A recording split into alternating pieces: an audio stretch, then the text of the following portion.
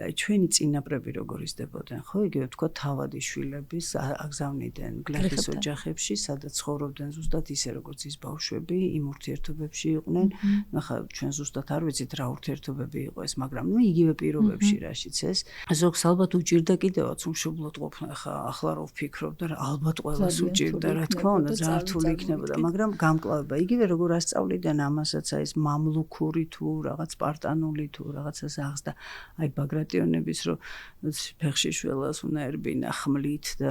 ცხენით და ვთქვათ ის ვერ იბრძოლებდა და ვერ დაიცავდა თავის თავს ასე რომ არ გაეზარდათ, მაგრამ დღეს ცოტა სხვა გამოწვევების წინაშე ვარ და ალბათ ესეთი ცოტა მშობელს მე მგონი გაუჭირდება რომ მე გამიჭირდებოდა ბავშვისთვის ესე მეთქვა რომ ხა ეგ შენი პრობლემაა და მე დამანები თავი, თუმცა მე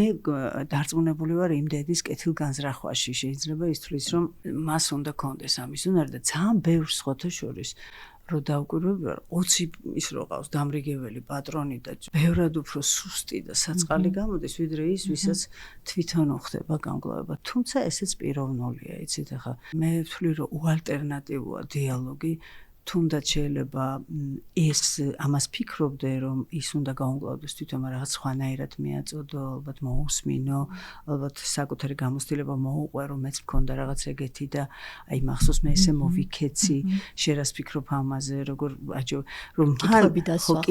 დასვა, მოძებნა სხვა პასუხები, რომ ალტერნატიული ქცევა ნახოს, ეს ასერტიული ქცევა ისწავლოს, რა თქმა უნდა, ეს რო ჯობია ორი აზრი არ არის, მაგრამ როგორც ჩანს ყველასა კიდე თავისი სტრატეგია, თქვენ სწორად შენიშნეთ ძალიან ადამიანურად, რომ შეიძლება არის დაღლილი, შეიძლება არის გაბეზრებული თავისი, თქოთ, რა ვიცი, პრობლემებით და კიდე ახლა ბაღში ვიღაცამ სათამაშო წაართვა, მისთვის ძალიან ზედმეტია ამის მოსმენა და ვიღარ იტევს ამას.